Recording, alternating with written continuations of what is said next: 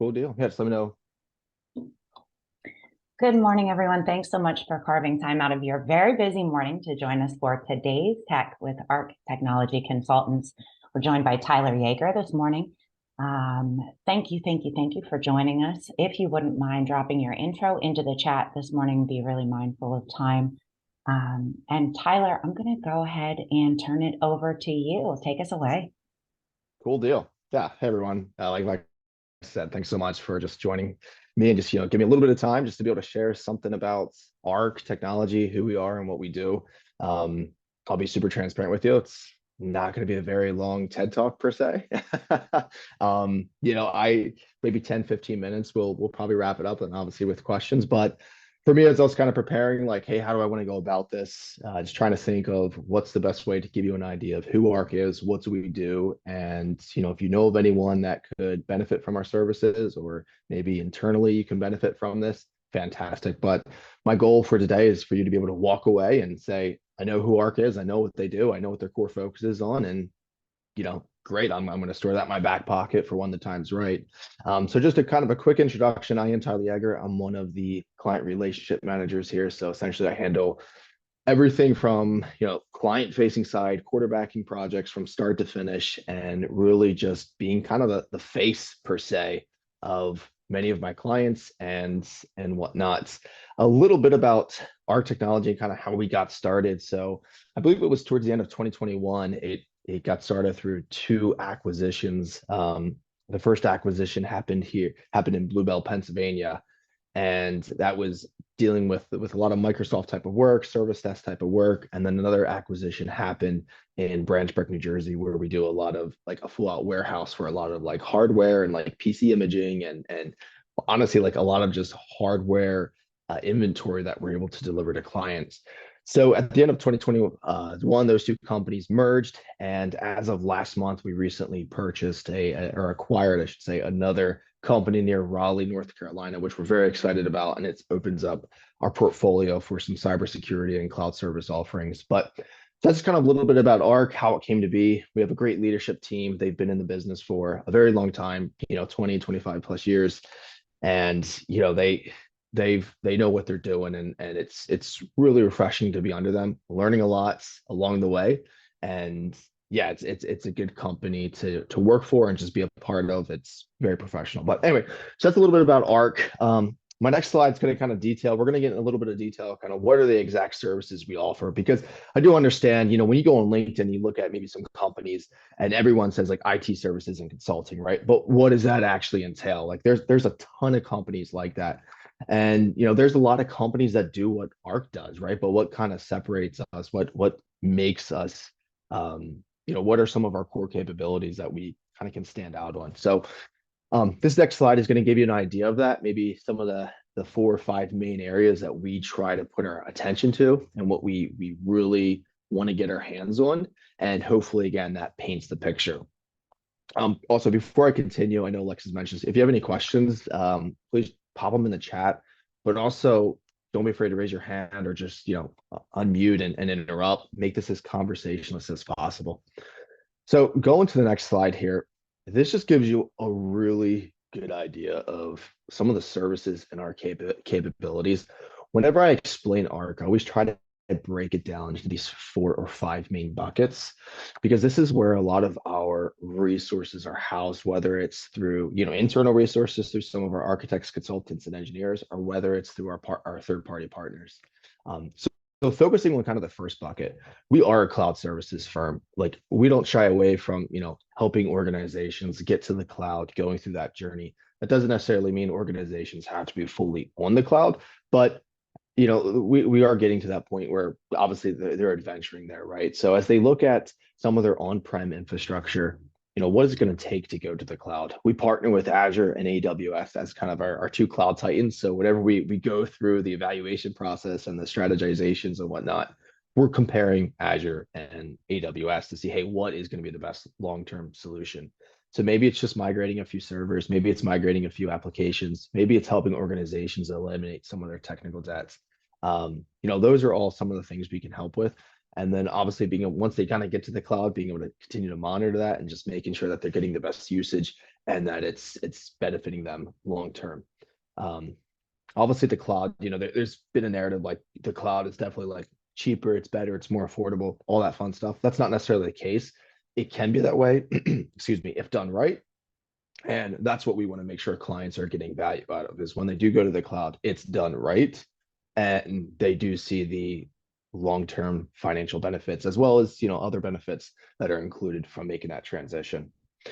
We also have a few other partners and, I'm going to say some tools in our tool belt per se for cloud services. So from like an IT service management, like a full cloud service for that, also with like telecommunications and some of our like phone system partners that we have are full cloud services. So depending on some of our clients' needs and where they're trying to go, maybe some of those SaaS type of products or cloud service type of products could be a good fit. So anyway, that's kind of the bucket there. Oh, and one more thing when it comes to cloud, we are a huge Microsoft shop when it comes to 365. A lot of expertise in the 365 world, a lot of expertise in utilizing like the Power Platforms and some of those areas. So we try to leverage that. We try to help organizations get the most out of their 365 environment. Sometimes trying to understand that 365 licensing can be, like reading a foreign language that we've never looked at before. But we try to help simplify that and help organizations understand what exactly they're getting out of it. And then obviously be able to help solve maybe some of the projects or some of the business initiatives that they have around through what they already have through 365. So anyway, that's a little bit about cloud. Kind of jumping to like the data bucket or tier per se. So one of the things that we're very much invested in is data and honestly doing that through Power BI. Like I said, we're a Microsoft shop, so we try to leverage the Microsoft tech stack as much as we possibly can, and using Power BI to be able to help organize and run the reports that we need. But kind of before we kind of get to the report side is like where's the data at? Are they different systems? How can we pull it together? How can that data get scrubbed? How can that data get clean? So when we run the reports, it's accurate. It's what we need to do. So kind of good data in, good data out mindset. We just had a couple conversations as of late. As this, I would say probably the last 6 months, I've had more data conversations than I've ever had, and it's a strong focus on making sure that we get that right. So utilizing Microsoft's, I think it's the Azure Lakehouse or Data Lakehouse. They changed their name, or maybe it's like Azure Fabric. They change their name so often, but essentially utilizing that to be able to help scrub the data, put it in one central place, and then of course being able to run the various reports through Power BI. One other aspect too with like the data side, and this may go like hand in hand, but from like an application development standpoint. So we rely on like the Power Platforms to be able to help organizations with their application needs. And through that, we also utilize like maybe like Power Automate to be able to help automate some processes that could be automated. And hopefully in return, you're able to kind of get to the end result faster versus your team making those manual transitions. So that's kind of like another component that we kind of loop into that data bucket per se, but the application development side is an area that we're exploring. And then also what's cool is through like AWS, there's the ability to build applications and whatnot through there. So when an organization comes to us and says, hey, we have this business initiative, this business need, we're trying to do X, Y, and Z, we can say, okay, hey, is the Microsoft Power Platform truly the best option for that? Or do we need to look at AWS and see is that the better long-term solution? And obviously cost is a huge factor in that, but those are just some of the things we kind of weigh as we look at some of those initiatives. All right, so kind of jumping to the third bucket here. So cybersecurity, I feel like it's such a buzzword. It's been such a buzzword for the last year or so. But we do have a portfolio of cybersecurity services. We have a partner that actually helps us with 24/7 support. So being able to provide like a full security operations center. Companies can rely on our partner to be able to help with this, where they essentially outsource. It's a managed security service provider. They have some recommended tools, but they're pretty vendor agnostic whenever it comes to maybe specific SIMs or MDR tools or EDR tools or whatnot. Essentially, their job is to kind of put the people and process in place to help an organization where they may not have the resources to be able to do that, because trying to staff and trying to handle everything in-house from a 24/7 perspective, especially if you're a smaller, medium-sized business, it could be somewhat difficult. So this partner allows us to be able to offer that as a service. Another aspect that we do, and through this acquisition that we did back in March, it actually opened up the door for us to be able to offer endpoint detection and response through a company called ThreatLocker. Some of you may have heard of it. If not, that's okay. But yeah, so endpoint detection and response, they do it in a pretty unique way, from like an application and from application control to like network control, and then they do it from like an endpoint basis. So those are just kind of like a few things that we get our hands into from a security aspect. And then the last bucket here is around like managed services. So our office, one of our main offices is in Bluebell, Pennsylvania. We actually have a help desk team there. So there's about 10 or 11 different technicians that we have, being able to support just clients that want to outsource their help desk entirely. Like they don't have the resources, they don't want to be bothered with that area, so they can outsource it to us. And our help desk is continuing to grow as we continue to bring on more clients and whatnot. But part of that service desk is us handling your 365 environment, monitoring some of your endpoint security solutions, just kind of watching your environment and letting you know if anything's looking weird and whatnot, helping you with different upgrades and kind of the maintenance side of things, just from like patching, and then or maybe it's ordering like PCs and kind of like the turnover around some of your hardware and stuff like that. So it goes, there's kind of a lot that gets included with the managed service side, but that's a key component. Another aspect to like the managed service around is, if a client comes to us and says, hey, we're looking for a project manager, or hey, we're looking for um, IT manager, or some type of IT role that needs to be filled. We have a lot of resources that we can rely on. We have a few different partners that we can reach out to and kind of get hires. We also have a pretty in-depth portfolio of people that we can pull on as well within the central PA and Philadelphia region to say, hey, here's a job opening, are you willing to take it? And then obviously be able to help kind of fill some of those roles.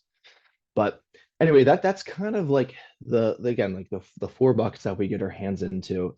One thing that's kind of highlighted under the managed service side is like the IT service management. So we do partner with a company called Easy Vista. They do a lot around IT service management, IT asset management, operations. So essentially just providing a cloud platform for your organization to stay more in tune with like ticketing, incident response, asset management, HR, onboarding, facilities.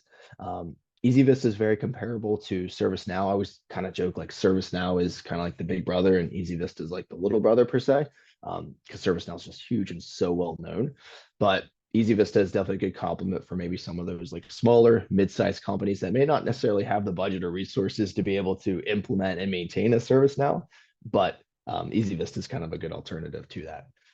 So just to also kind of help paint the picture a little bit, this is all great from like a general perspective, 10,000-foot overview, but just to give you an idea of some of the projects and conversations that I've been involved on, and hopefully that helps give you a better understanding. So from a cloud perspective, actually in conversation now with an organization close to Philly where, they are primarily an on-prem, shop, and they're saying, hey, look, we understand we need to start going to the cloud. Like our servers are going to be running out in the next, I think they have to renew in the next 2 or 3 years. And they say, we don't know if that's the most cost effective option for us anymore. So like, what's the best path forward? So we're in the process of helping them evaluate Azure, helping them evaluate AWS, setting up point of POCs, and just for them to be able to test out and see like, hey, which one do we like better? What can we expect from a cost perspective? And make sure that that's the way to go. And they may only end up they may do like a hybrid approach where they still have some on-prem infrastructure, but they also may go fully to the cloud, to be determined, right, as we go through that POC. So that's kind of like another example. Another example of us kind of getting involved is from like a network side as well, helping organizations just make sure that their network is able to be configured and where it needs to be. Obviously, as you kind of go to the cloud, your network needs to be even that more stable. So helping organizations get to that. From like a data side of things, there's a couple projects I've had. I'll try to think of a kind of the better one to relay here. But we engaged with another smaller organization around building out a specific like app, and then be able to consolidate their data into kind of one central platform. So maybe like there was probably like two separate projects, but it's the same client, so I'll loop it all into one. But so kind of like the first phase one was like building out like an end user client facing portal. So with their clients could go in and kind of see what like their information, be able to, put in requests, be able to see maybe some of their purchase history, things like that. So we actually were able to build out a specific app for them that allowed the end user, their clients, to be able to log in and see the information that they needed to see. On the flip side, the organization wanted to be able to run reports and be able to kind of streamline that data into one place and then use Power BI to kind of pull certain metrics that they viewed as necessary. They didn't have anything in place. This was kind of like a business initiative that they wanted to embark on, and they thought it could definitely help the client experience, but then also help them kind of review the results per se, that yeah, and kind of analyze that. So that's kind of a little bit about data security. Another project that I'm actually currently engaged on right now is 24/7 support and just monitoring an organization's environments with a healthcare organization actually near Delaware. And that's, our conversation right now is just all on how can we help them reduce risk, strengthen their security environment, and honestly help get some of their team trained a little bit more to better understand. So if they decide to bring everything in-house again, they're in a good spot to do so. So that's an example. And then managed service, trying to think of a project here. I mean, it's pretty simple there, outsourcing your help desk or maybe an aspect of your help desk to us. So maybe it's level 1, level 2, or level 3. There's flexibility with that, but that's pretty straightforward with what's out there. So anyway, hopefully that's helpful. Hopefully it gives a little bit of color. Just jumping to this next slide, which is honestly the last slide. It just kind of highlights some of our more strategic partners. So Nutanix just helps us with the continues to strengthen our cloud portfolio. They're getting very well known, especially as VMware, their situation with Broadcom. People are kind of looking at alternatives and saying, hey, what's out there? And Nutanix is definitely a good fit, as well as some of the other capabilities they offer. Microsoft, AWS, I mean, yeah, everyone knows them. Yeah, the tech stacks, it's wide, it's extensive. We do have expertise with both those organizations, and that's honestly where a lot of our focus is trying to make investments and trying to make sure we have the resources we need, because we strong believers in Microsoft, strong believers in AWS, and we need to make sure we have the expertise to be able to support our clients. Binary Defense, that is our security partner for 24/7 support. So that's the healthcare organization in Delaware. That's actually who we're engaged with. And then ThreatLocker, that's the endpoint detection and response platform. Very unique, very it's different than most from what we've seen, just because they do it at a application and like storage level and network level, which is, yeah, it's just a tad different. And then the last year at the Easy Vista. So Easy Vista is our like ITSM partner that we engage with for ticketing, incident, asset, HR onboarding. So if people are in need of that and they're looking for a system, we definitely recommend Easy Vista. So anyway, yeah, a lot of information, kind of a lot just thrown at you, but definitely happy to expand a little bit deeper. I know some of this stuff can be a little challenging because for the most part it's high level, right? And as you kind of dive into the nitty gritty details, that's when the juice comes out. But hopefully this just gives you a sense of direction of kind of like who Ark is. Like, do we do a lot? Is there a lot of services in our portfolio? Absolutely. But from a categorization standpoint, cloud, data, security, managed service, like those are our key buckets that we fall into.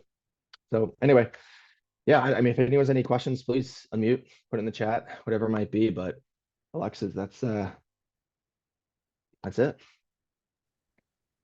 Perfect. Thank you so much, Tyler. And I'm going to pause for a moment just to give everybody an opportunity to drop any questions in the chat or unmute. If you unmute or raise a hand, we'll take that as an indicator of you have something to ask. And it looks like Susan. Good morning, Susan. Good morning. No, I was going to say great job, Tyler. I had several questions written down, but you answered them. So good job. Your presentation was very good. Thank you. Good to see you again, Susan. Yeah, you too. Good job. Anybody else? Let me, while you're kind of thinking about things, I will get a follow-up email out to everyone following this session. with contact information for Tyler in case something's kind of bouncing around and it's just not formulated into a question yet. You're welcome and encouraged to reach out to Tyler with any questions, or, hey, our company is looking to do this. Is this something you may be able to help with, right? Those questions are always valid and good too. From my experience with Tyler, I can tell you wholeheartedly that he will be transparent, honest, candid, and answer your question. So there are no silly questions around here. If you have questions, please reach out to him. Yeah, I'd like to, if I may just kind of interrupt you for a second. Yeah, I mean, so just to kind of add to that too, like, obviously, like, if you hey, we're trying to do this integration, trying to do that, if something just sounds silly, like, float it by me. Happy to tell you yes or no, or at least have a conversation. I've had plenty of those so far because we get it. The other thing I try to stress is, like, hopefully your tech projects, your tech initiatives, it's lining up with a business strategy, a business initiative. We try to take a very business approach.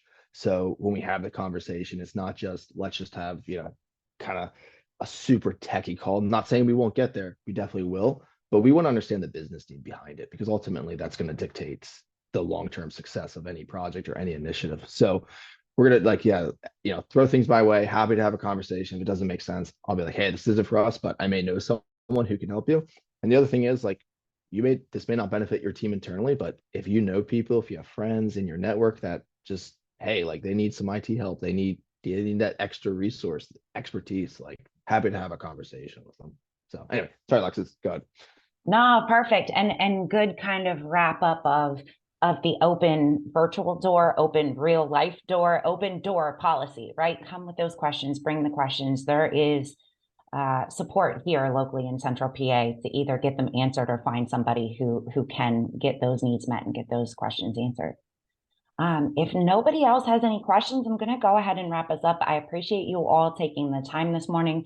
Please do keep your eyes open for that email from me. We're also recording today's session, so if you want to circle back and rewatch, because you might have been taking notes or wanted to reconsider something that Tyler said, that video will be posted on our website shortly, and I'll make sure to get the link out to everybody. Thank you all again for joining us. Thank you, Tyler, for taking time out to present for us. And I hope everybody has a great rest of the day today.